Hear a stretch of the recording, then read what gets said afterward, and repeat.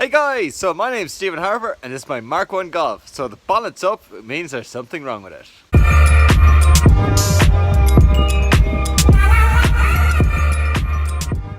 So in this video we're going to fix the Mk1 Golf. There's a water leak somewhere here in the radiator. I bought replacement pipes, so we're going to have a look and we're going to replace the broken pipe. In a previous video I replaced the water pump that's way off down there. There's still a water leak and I can't find where the water leak is coming from. I did fix a major problem, so now it's just barely weeping all the time. And if we look very carefully, you can see this pipe here, there's a split here in the side of it. So we're going to replace this pipe. And I looked online, I didn't know which of the two pipes it was, so I just bought both of them. They're about €2.50 each, so they weren't exactly overly expensive. So that's this one here, but it's quite a long pipe. And then we put this one up against it, which is this way I suppose. And they're the same at this side, so they're both the same this way. But obviously this is a lot shorter, so it's stopping there. So there's not much of a difference. So I don't know which of the two pipes which was like the correct one, so I just bought both of them. And I think it's actually the shorter one. So we're going to install this one and see how we get on. That's the code on it there. So to get to the piping, there's a wire up here. We're just going to disconnect that. Now to get to the radiator hose clip, you can see it here. There's a special tool to release them, but I'm just going to use a vice grip. Pull it off here, and then hang at the back. It's actually a Jubilee clip, so we're going to do that as well.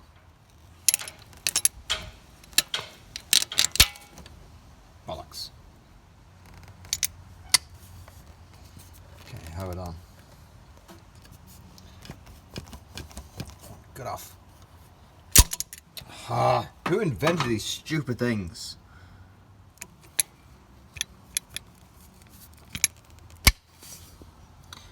Okay, I have it on, so I'm just going to give it a wiggle. Now it'll come off.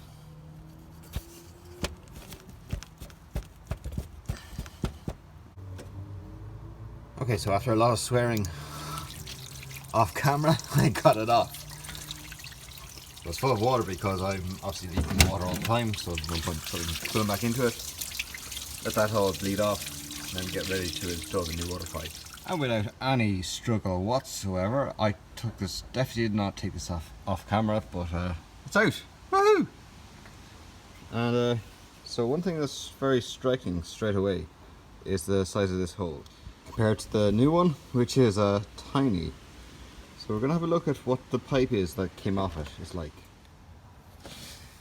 Okay, and we now know why it was so hard to get off. So what the previous owner or someone previous to me did was they got this pipe, so it has been chopped and expanded, and they actually shoved it in. That's the one. They actually shoved it in over the pipe, so they made it go over all of this for the simple reason that this little pipe here was broken. So there's either that or that's another water leak. Great. Okay, so I'm not really sure what we're going to do. We're either going to find a pipe and try flare it, or else try get a new pipe tomorrow morning. Damn it.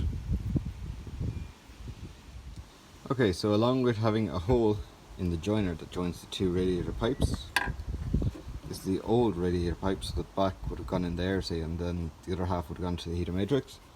But this is the hole at the front. I'm not sure how well it's coming up in camera, but you can see there it's very well parished. Big hole inside of it. It's not permanently all the way through. I say it's after breaking down to the layers, and it's been weeping. So as the pipes would get hot, I say the layers were expanding, it was leaking, and then when they obviously cool down, it would contract again. But yeah, that's toast. So anyway, that's the old pipe. This is the new pipe. It's pretty nearly enough identical.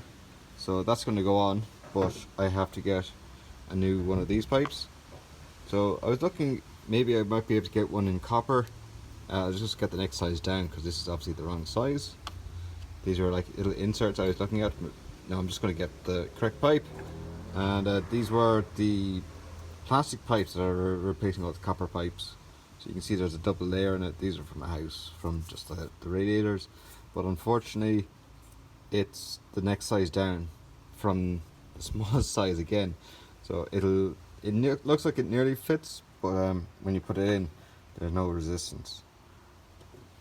So yeah, you just slide it in there and it just wiggles around. This one here is a little bit tight, but the one inside the car for the heater matrix is just wiggling around in it. So yeah, that's not going to work. So I'm going to get either one of these or one that's like I have on screen here now.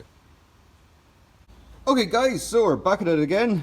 This is the pipe. Unfortunately it hasn't repaired itself, so there's still a big hole in it. But I did get this pipe. So straight through pipe, joiners, everything. I did look at copper pipes, but the connections were very short. So this is the pipe I'm going to use instead. It's steel pipe. It costs €3, so delighted with that. So that's going to go in there. I know it is a little bit too long. If it is too long, I can just take the end grind and cut 2 of those ribs off to make it the same length. But I think I'm going to try leave it the full length, because more ribs are going to just hold it.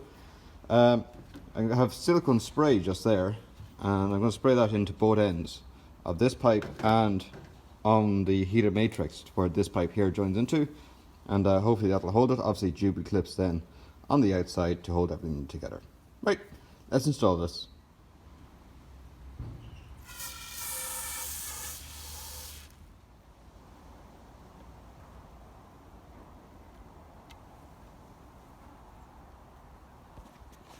You know, you're always happy to see parts from autodoc, but the one person that's always really happy is the cat. She loves boxes, don't you? Right, I have to get back to work. Okay, that's now the 2 clips on and the bars in between the 2 of them, and they're good and tight. Okay, okay, we have this now attached. It's all the way in. And now to bring up the spring clip. So I'll probably do this off camera because it's going to be a lot of swearing. Okay, I want to say ta-da! I have it all back together again, and definitely no swearing was involved. So that's great. Okay, now we're going to fill it with water.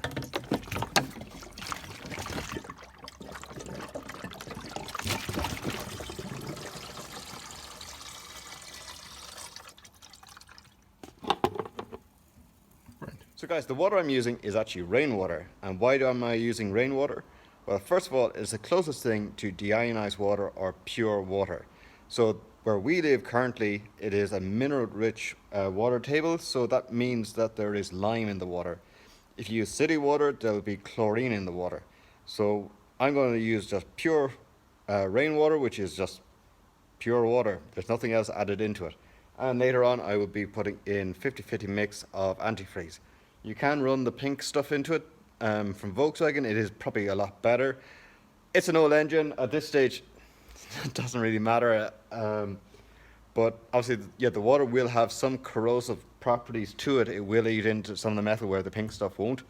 But at this stage, it really doesn't matter for this engine. And I'll probably end up with another water leak somewhere else. So it'll eventually come out of it anyway. So that's why I'm using rainwater. Okay, next we're going to start the engine and see if the flashing light goes out.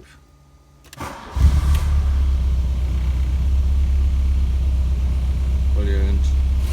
Next we're going to check that there's no water leaks.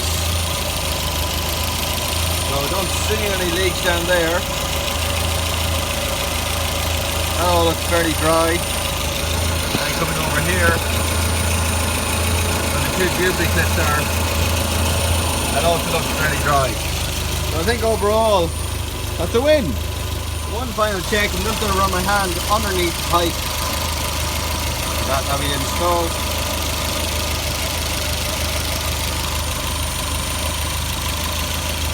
No wetness, which means it's not leaking. Brilliant. So guys, that's now another thing fixed on the Rabbit GTI. Don't forget to rate, comment and subscribe. Give this video a thumbs up if it helped you. Maybe you can give me a super thanks in the link below. And as always, thanks for watching. See you later.